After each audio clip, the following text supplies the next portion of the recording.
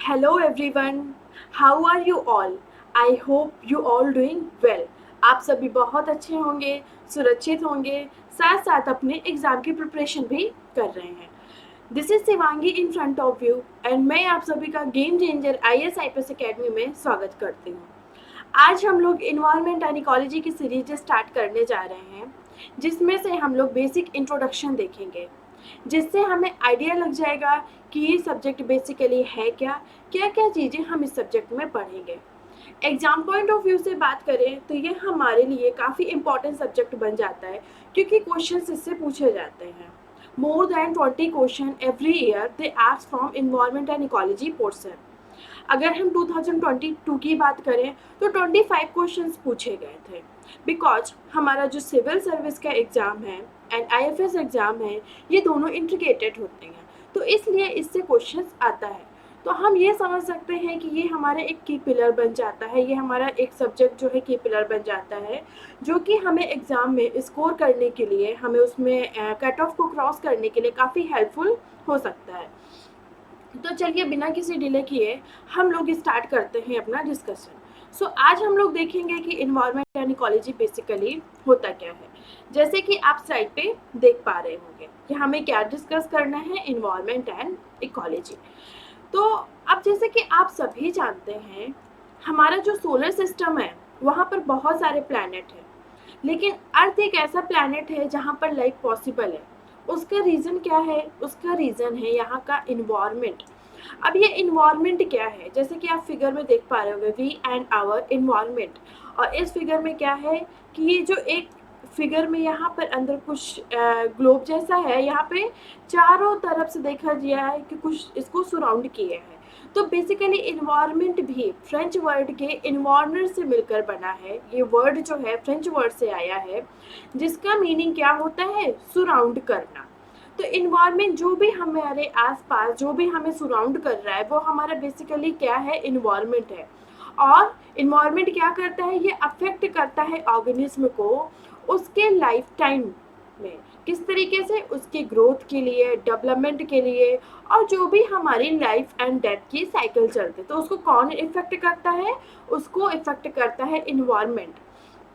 अब जैसे मैंने बताया था कि अर्थ के इन्वायरमेंट होने की वजह से यहाँ पर लाइफ पॉसिबल है। तो देखो, इन्वायरमेंट जो है ना, ये दो फैक्टर से मिलकर बना है, जिसे हम लोग कंपोनेंट भी कहते हैं इन्वायरमेंट के। वो कौन से फैक्टर होते हैं? बायोटिक और एबायोटिक। तो ये दोनों फैक्टर्स जो होते हैं ना, उसमें वो सारी इसेंशियल चीज़ें पाई जाती हैं जो कि लाइफ को पॉसिबल बनाते हैं। अब बात करें बायोटिक फैक्टर, तो बायोटिक फैक्टर वो सारे फैक्टर्स होते हैं या फिर बायोटिक कंपोनेंट जो कि क्या करते हैं? जो कि अपने आसपास के इन्वायरमेंट को सेंस कर पा रहे होते हैं, जो कि ऑक्सीजन कंसीव करते हैं। तो उसे हम लोग क्या कहते हैं? उसे हम लोग बायोटिक फैक्टर कहते हैं। इसमें से ह्यूमन बीइंग भी आता है, एनिमल भी आते हैं, प्लांट्स भी आते हैं, प्रोटिस्टा, मतलब जो भी ऑक्सीजन कंसीव कर रहे हैं वो इसके अंदर आते हैं। एबायोटिक फैक्टर, इसमें सॉइल, वाटर, टेम्परेचर, मतलब जो भी हमारा फिजिकल इन्वायरमेंट है जो कि आसपास के इन्वायरमेंट को सेंस नहीं कर पाता है, ऑक्सीजन नहीं कंसीव कर पाता है, वो सारे कौन से होते हैं? Abiotic factor. इसमें एयर भी आता है, वाटर भी आता है, ठीक है ना, लाइट भी आती है, एनर्जी, जो हम फर्नीचर अपने आसपास देख पा रहे होते हैं, लैंड, सॉइल, ये सब हमारे एबायोटिक फैक्टर है। और ये दोनों ही मिलके क्या करते हैं? ये इन्वायरमेंट बनाते हैं। अब देखो, एबायोटिक फैक्टर लाइफ के लिए क्यों पॉसिबल है? आप समझ सकते हो, वाटर हमारे लिए इम्पॉर्टेंट है, टेम्परेचर इम्पॉर्टेंट है ना, और हमारे लिए लैंड भी इम्पॉर्टेंट हो। तो ये सारे फैक्टर मिल पा रहे हैं, गैसेस भी इम्पॉर्टेंट है, तभी तो लाइफ पॉसिबल है। इसीलिए यहाँ पर लाइफ पॉसिबल है, क्योंकि इसके इन्वायरमेंट में ये सारे रिसोर्स पाए जाते हैं। अब हम बात करें कि देखो, इन्वायरमेंट में ऑर्गेनिज्म से लेके, मतलब जो भी चीज़ें पाई जा रही है ना अर्थ में, तो वो सब इन्वायरमेंट का ही पार्ट है। तो यहाँ पे एक ऑर्गेनिज्म की अगर हम बात करें, वायरस से लेके मैन तक, वो डिपेंडेंट होते हैं दूसरे ऑर्गेनिज्म में और उनके इन्वायरमेंट के, उनके अलग अलग नीड के लिए। जैसे कि उनकी नीड हो सकती है food, energy, water, oxygen, shelter. तो मतलब वायरस से लेके मैन तक वो दूसरे ऑर्गेनिज्म पे डिपेंडेंट होते हैं अपनी अदर नीड के लिए। और जो रिलेशनशिप और इंटरेक्शन होता है ना ऑर्गेनिज्म और इन्वायरमेंट के बीच में, ये काफ़ी कॉम्प्लेक्स होता है। अब बात ये आती है कि क्या हमारा जो इन्वायरमेंट है ये कभी चेंज हो सकता है या फिर ये स्टैटिक है। तो हमारा जो इन्वायरमेंट है ना ये स्टैटिक नहीं है, दोनों ही बायोटिक और एबायोटिक फैक्टर्स जो होते हैं ये कंटिन्यूअसली चेंज होते रहते हैं, ये स्टेबल नहीं होते हैं। ठीक है ना, जैसे कि हम देख पाते हैं हमारा एग्ज़ाम भी कंटिन्यूअसली चेंज होता है, day by day more dynamic होता जा रहा है। सो हमारा इन्वायरमेंट भी वैसे चेंज होता है and change is the part of nature. Okay, so ये हमारी लिटिल बिट इंफॉर्मेशन थी इन्वायरमेंट के लिए। अब जैसे कि आप सभी जानते हैं कि 5 जून को वर्ल्ड इन्वायरमेंट डे मनाते हैं, क्यों सेलिब्रेट करते हैं, तो इसके पीछे की एक स्टोरी है। 1972 में क्या हुआ था, स्टॉकहोम कन्वेंशन हुई थी। ये फर्स्ट कन्वेंशन थी जहाँ पर इन्वायरमेंट के लेके अवेयरनेस फैलाई गई थी। ठीक है ना, कि हमें क्या करना है, हमें ग्रोथ तो करना है लेकिन अपने इन्वायरमेंट को भी बैलेंस बनाना है। ठीक है ना, तो ये 5 जून को ही हुई थी। फिर 1974 से हम लोग 5 जून को क्या हुआ, हम लोग वर्ल्ड इन्वायरमेंट डे मनाने लगे इस डे को एकोमोडेट करने के लिए। बाकी और भी हम लोग ब्रीफली आगे देखेंगे स्टेप बाय स्टेप। अब चलिए देखते हैं, मूव करते हैं हम लोग इकोलॉजी के 2 वर्ड्स।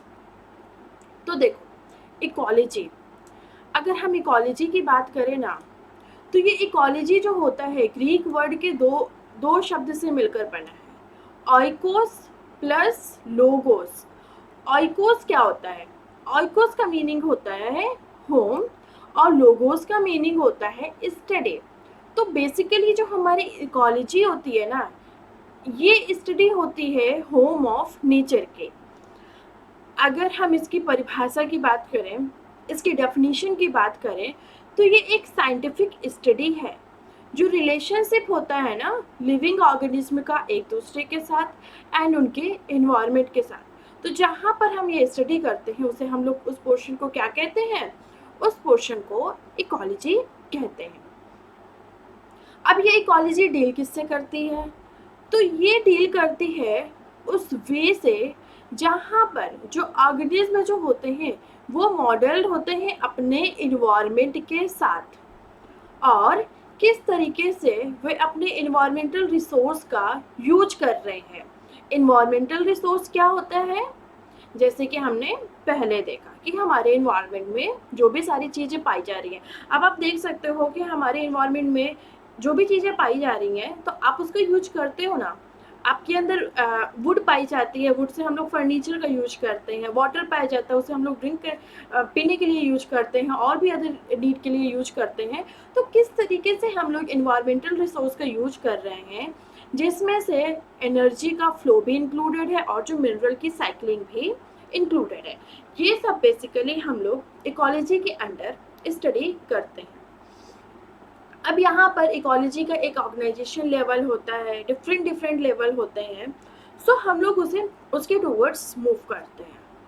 अब ये हमारा क्या है, ये basically organisation level of ecology. अब हम लोग इसे समझने का ट्राई करते हैं। तो जैसे कि आप फिगर पे देख पा रहे हैं, सबसे पहले हमारा क्या है, इंडिविजुअल। इंडिविजुअल में आप देख रहे होंगे कि यहाँ पर एक ही ऑर्गेनिज्म है, एक ही स्पीसीज का ऑर्गेनिज्म है। ठीक है ना, उसके बाद अगर नेक्स्ट लेवल की बात करें, नेक्स्ट लेवल हमारा क्या है, पॉपुलेशन है। पॉपुलेशन में देखें कि सेम स्पीसीज का एक ग्रुप बना हुआ है जो कि एक डिफाइन एरिया में रह रहे हैं। ये बेसिकली क्या होता है, हमारा पॉपुलेशन है। उसके बाद हमारी क्या आता है, नेक्स्ट लेवल हमारा कम्युनिटी का। कम्युनिटी की बात करें तो यहाँ पर आप देख पा रहे होंगे कि डिफरेंट स्पीसीज पाई जा रही हैं जो कि एक डिफाइन एरिया में रह रही हैं। ठीक है ना, यहाँ पर देखो ये स्पीसीज दूसरी है, ये डिफरेंट स्पीसीज है, ये डिफरेंट स्पीसीज है। कम्युनिटी के बाद जो हमारा नेक्स्ट लेवल आता है वो हमारा किसका होता है, इकोसिस्टम का।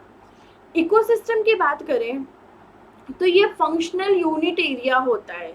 हमारा जो इकोसिस्टम होता है वो फंक्शनल यूनिट एरिया होता है।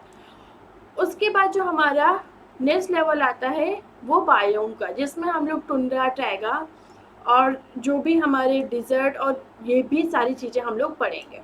नेक्स्ट हमारा आता है जो टॉप लेवल होता है बायोस्फीयर। बायोस्फीयर वो पार्ट होता है जहाँ पर लाइफ पॉसिबल होती है। ठीक है ना, तो ये टॉप लेवल होता है, इसे इन सबको हम लोग वन बाय वन डिस्कस करेंगे। तो सबसे पहले हम लोग देखते हैं कि इंडिविजुअल। अब जैसे नाम से ही आप समझ पा रहे होंगे कि इंडिविजुअल मतलब अकेला एक व्यक्ति। तो इंडिविजुअल बीइंग क्या होता है, ये एक इंडिविजुअल ऑर्गेनिज्म होता है जिसके पास एबिलिटी होती है कि वो एक्ट कर सकता है और अपने जो भी फंक्शंस हैं वो इंडिपेंडेंटली कर सकता है। अब इसमें से ये प्लांट भी हो सकता है, एनिमल, बैक्टीरियम, फंगी, कुछ भी हो सकता है, ठीक है ना, इसमें से कुछ भी हो सकता है। बस उसके पास एक अपनी खुद की एबिलिटी होती है कि वो इंडिपेंडेंटली एक्ट कर सके। इसके जो बॉडी होती है ये ऑर्गन एंड ऑर्गेनल से बने होते हैं और इसके जो अदर पार्ट होते हैं ये एक साथ वर्क करते हैं कि वो कैरी कर सकते हैं उनके जो वेरियस प्रोसेस होते हैं लाइफ के। तो ये बेसिकली हमारे किसके बारे में था, इंडिविजुअल के बारे में। नेक्स्ट लेवल हमारा आता है पॉपुलेशन। अब ये पॉपुलेशन क्या होता है, पॉपुलेशन बेसिकली ये ग्रुप होता है ऑर्गेनिज्म का जो कि एक सेम स्पीसीज जो होती है ना ये ऑक्यूपाई करते हैं डेफिनेट एरिया को एक स्पेसिफिक टाइम में। और पॉपुलेशन जो होती है ना इसका जो ग्रोथ रेट होता है और जो परसेंटेज वेरिएशन होता है ये वेरी करता है नंबर जो इंडिविजुअल होता है और जो पॉपुलेशन होते हैं डिफरेंट डिफरेंट टाइम में। पॉपुलेशन की जो ग्रोथ है ये पॉजिटिव भी हो सकती है, नेगेटिव भी हो सकती है। पॉजिटिव कब होती है, पॉजिटिव जब होती है कि जब हमारा जो बर्थ रेट है और इमिग्रेशन है वो इंक्रीज करता है as compare to death rate and immigration. मतलब कि अगर बर्थ रेट जो है वो ज़्यादा हो रही है डेथ रेट से और लोग माइग्रेट कर रहे हैं, इमिग्रेशन हो रहा है, तो वहाँ पर पॉपुलेशन इंक्रीज करेगा। और डिक्रीज कब करता है, जब इसका पूरा उल्टा होता है, मतलब डेथ रेट जो होती है वो ज़्यादा होती है as compare to birth rate और इमिग्रेशन होता है, तो वहाँ पर जो पॉपुलेशन है वो डिक्रीज होती है। और जो मेन लिमिटिंग फैक्टर जो होते हैं ना पॉपुलेशन ग्रोथ के वो कौन होते हैं, बायोटिक और एबायोटिक कंपोनेंट। तो ये हमारा किसके बारे में था, पॉपुलेशन के बारे में। नेक्स्ट हमारा जो लेवल आता है वो कम्युनिटी का। अब जैसे कि होता नहीं, आप किसी ऑर्गेनाइजेशन पे रह रहे हैं, वहाँ पर वर्क कर रहे हैं या फिर आप आसपास भी रह रहे हो, तो वहाँ पे एक सोसाइटी होती है, कम्युनिटी होती है। वहाँ पर क्या रहता है कि अगर आपको कोई हेल्प चाहिए या फिर कोई भी नीड होती है तो एक दूसरे के लोग अवेलेबल रहते हैं। तो उस तरीके से आप कम्युनिटी को क्या कर सकते हैं, कोरिलेट कर सकते हैं। देखो सर्वाइव करने के लिए जो इंडिविजुअल होता है ना एक स्पीसीज का, वो डिफरेंट डिफरेंट टाइप के स्पीसीज पे क्या होता है, डिपेंडेंट होता है और वो इंटरैक्ट भी करते हैं सेवरल वे में। अगर हम एग्जाम्पल की बात करें तो देखो जो एनिमल है ना उसको प्लांट की नीड होती है फूड के लिए और ट्री की नीड होती है शेल्टर के लिए। और जो प्लांट होते हैं उनको एनिमल की नीड होती है pollination, seed dispersal, micro organism और उनके जो न्यूट्रिएंट सप्लाई होते हैं। तो आप देख पा रहे होंगे कि ये दोनों ही एक दूसरे पे क्या है, डिपेंडेंट है। एनिमल प्लांट के ऊपर डिपेंडेंट है और जो प्लांट्स हैं वो एनिमल के ऊपर डिपेंडेंट है। अब कम्युनिटी जो होती है ना ये उस एरिया में जो डोमिनेंट प्लांट स्पीसीज होता है ना उसके नाम से, मतलब मोस्ट इंस्टेंटली उसका जो नाम होता है उसी से होता है। जैसे कि अगर हम एग्जांपल की बात करें, ग्रासलैंड कम्युनिटी ये ग्रास के द्वारा डोमिनेट की जाती है। अब जैसे कि एक एरिया है वहाँ पे बहुत सारे ग्रासेस पाए जा रहे हैं, तो उस एरिया को हम लोग क्या कहेंगे, ये एक ग्रासलैंड कम्युनिटी है, क्योंकि जो ग्रास के वहाँ पे वॉल्यूम है वो ज़्यादा है। मे बी ये श्रब, हर्ब, ट्री भी कंटेन करे, डिफरेंट डिफरेंट एनिमल्स भी इससे एसोसिएटेड हों, लेकिन जो नंबर है वहाँ पे ग्रास का ज़्यादा है, इसलिए उस कम्युनिटी को क्या बोला जाता है, उस कम्युनिटी को हम लोग ग्रासलैंड कम्युनिटी बोलते हैं। ठीक है ना। कम्युनिटी जो होती है उनके जो साइज होता है और जो डिग्री के बेसिस पे इसको हम लोगों ने 2 पार्ट में डिवाइड किया है। पहले जो होता है first one is major community and the next one is your minor communities. अब मेजर कम्युनिटी क्या होती है, जैसे कि आप नाम से समझ सकते हो, मतलब जो इसका जो साइज होगा वो बड़ा होगा और ये एक वेल ऑर्गेनाइज्ड होगी और ये इंडिपेंडेंट होगी और जो मेजर कम्युनिटी होती है ना, वो केवल सन के एनर्जी के लिए ही, सन की एनर्जी पर ही डिपेंडेंट होती है, ठीक है ना। और जो भी उसके आउटसाइड के इनपुट और आउटपुट होते हैं ना एडजेसेंट कम्युनिटी से, उससे ये इंडिपेंडेंट होती है, ठीक है ना। और अगर हम इसके एग्जाम्पल की बात करें तो ट्रॉपिकल एवरग्रीन फॉरेस्ट जो होते हैं ना नॉर्थ ईस्ट में, ये एक मेजर कम्युनिटी का एग्जाम्पल है। माइनर कम्युनिटी क्या होती है, इस कम्युनिटी को हम लोग सोसाइटीज भी कहते हैं, ठीक है ना। सॉरी, ये जो डिपेंडेंट होती है अदर कम्युनिटीज में, जिसे हम लोग सोसाइटीज भी कहते हैं, ये एक सेकेंडरी एग्रीगेशन होती है मेजर कम्युनिटी के विद इन। और इसीलिए ये कम्युनिटी जो होती है ये कम्प्लीटली इंडिपेंडेंट नहीं होती है अपनी एनर्जी के लिए और जो न्यूट्रिएंट डायनेमिक के लिए, ठीक है ना। अगर हम इसके एग्जाम्पल की बात करें तो एक जो मैट होता है लाइकेन का, वो किस पे डिपेंडेंट होता है, काउ डंग पैड पे, ठीक है ना। तो ये हमारी इंफॉर्मेशन थी कम्युनिटी के बारे में। नेक्स्ट हमारा क्या आता है, इकोसिस्टम। ये एक इकोसिस्टम जो होता है ना, ये एक स्ट्रक्चरल एंड फंक्शनल यूनिट होता है बायोस्फीयर का। क्या होता है, स्ट्रक्चरल एंड फंक्शनल यूनिट।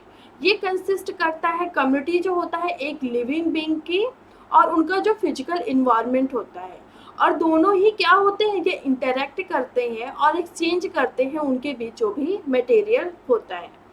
ये plant, tree, animal, fish, bird, micro organism, soil etcetera सबको इंक्लूड करती है। इकोसिस्टम जो होता है ना, इसका जो साइज होता है और एनिमेंट्स होते हैं ये वेरी करते हैं, और ये क्या करते हैं, फंक्शनल यूनिट होते हैं नेचर के। अगर कोई भी इकोसिस्टम में रह रहा है, ठीक है ना, तो वो डिपेंडेंट होता है अदर स्पीसीज पे और उनके एलिमेंट में, और ये क्या होते हैं, इकोलॉजिकल कम्युनिटी का पार्ट भी होते हैं। अगर एक पार्ट इकोसिस्टम का डैमेज होता है या फिर डिसअपेयर होता है, ये अदर पार्ट को भी इम्पैक्ट करता है, क्योंकि इसमें जो भी पार्ट होते हैं वो एक दूसरे से इंटीग्रेटेड होते हैं और डिपेंडेंट होते हैं। इसमें अगर हम कंपोनेंट की बात करें तो इसके भी दो कंपोनेंट होते हैं। पहला जो होता है हमारा बायोटिक कंपोनेंट, और दूसरा हमारा क्या होता है, एबायोटिक कंपोनेंट। अगर हम एबायोटिक कंपोनेंट की बात करें तो इसमें एनर्जी हो गया, रेनफॉल हो गया, टेम्परेचर, एटमॉस्फेयर, ये सारे कंपोनेंट आते हैं। बायोटिक कंपोनेंट की बात करें, producer, consumer and decomposer. Producer कौन होता है, प्रोड्यूसर की अगर हम बात करें तो इसमें जो पेड़ पौधे होते हैं, ब्लू ग्रीन एल्गी होते हैं, ये बेसिकली क्या होते हैं, प्रोड्यूसर होते हैं। प्रोड्यूसर वो होते हैं जो अपना फूड जो होता है खुद बना लेते हैं, वो किसी और पे डिपेंडेंट नहीं होते हैं, ठीक है ना, वो प्रोड्यूस करते हैं फूड। कंज्यूमर क्या होता है, कंज्यूम, जैसे कोई चीज़ कंज्यूम करना, तो कंज्यूमर बेसिकली क्या करता है कि जो प्लांट्स हैं वो जो भी फूड बनाते हैं तो कंज्यूमर उसको कंज्यूम करता है। जैसे हम और आप क्या है, जो पेड़ पौधे फूड बनाते हैं हम उस पर डिपेंडेंट है ना अपने फूड के लिए, तो कंज्यूमर बेसिकली प्रोड्यूसर से जो फूड बनता है ये उस पर डिपेंडेंट होते हैं। नेक्स्ट कौन आता है, डिकम्पोजर। डिकम्पोजर की बात करें तो ये जो कंज्यूमर है जब इनकी डेथ हो जाती है तो उसको जो डिकम्पोज करने का काम होता है वो कौन करते हैं, डिकम्पोजर, ठीक है ना, उसको डिकम्पोज करते हैं जिससे उन जितने भी मिनरल रिसोर्स आते हैं वो दोबारा से सॉइल में मिलते हैं और एनर्जी साइक्लिंग के लिए वो हेल्प करते हैं। फ्रॉम प्रोड्यूसर से लेके डिकम्पोजर, मतलब कि प्रोड्यूसर अगर हम देखें बात करें ना तो हमारा जो कंज्यूमर है ये प्रोड्यूसर पे डिपेंडेंट है, और जो डिकम्पोजर है ये कंज्यूमर पे डिपेंडेंट है, और जो प्रोड्यूसर है ये क्या है, ये डिकम्पोजर पे डिपेंडेंट है। क्योंकि अगर ये कंज्यूमर को डिकम्पोज नहीं करेंगे तो प्रोड्यूसर के लिए जो भी न्यूट्रिएंट्स हैं, मिनरल्स हैं, वो नहीं मिल पाएंगे, क्योंकि जब ये डिकम्पोजर क्या करते हैं, डिकम्पोज करते हैं, तो जो भी साइकिल होती है, जैसे कि प्लांट है नाइट्रोजन को नाइट्रेट के रूप में लेते हैं, तो ये इसका काम जो साइकिल जो जाती है, एनर्जी का जो फ्लो जाता है और जो न्यूट्रिएंट्स जाते हैं वो किसकी वजह से होता है, डिकम्पोजर की वजह से। तो आप देख पा रहे होंगे कि तीनों ही एक दूसरे पे क्या है, डिपेंडेंट है, ठीक है ना। एनर्जी की बात अगर हम करें, एनर्जी अगर जैसे कि कोई भी है, अगर हमें कोई गाड़ी भी चलानी है तो उसके लिए फ्यूल की नीड होती है ना, तो वैसे ही हम आप एनिमल उनको भी लाइफ अगर ज़िंदा रहना है या फिर लाइफ की पॉसिबिलिटी है तो उसमें एनर्जी बहुत ज़्यादा इम्पॉर्टेंट होती है, तभी हम अपने काम कर पाते हैं। रेनफॉल नहीं होगा, वाटर नहीं मिलेगा तो हमारी बॉडी का जो टेम्परेचर है वो मेंटेन नहीं हो पाएगा। तो रेनफॉल भी हमारे लिए काफ़ी इम्पॉर्टेंट होता है। टेम्परेचर की बात करें तो हम लोग एक मिनिमम टेम्परेचर मतलब कि जो टेम्परेचर होता है उसकी एडेप्टेशन होना बहुत ज़्यादा ज़रूरी होता है, उसी टेम्परेचर में हम अपने आप को अडेप्ट कर सकते हैं। एटमॉस्फेयर क्यों इम्पॉर्टेंट है? एटमॉस्फेयर में डिफरेंट डिफरेंट गैसेस पाई जाती हैं।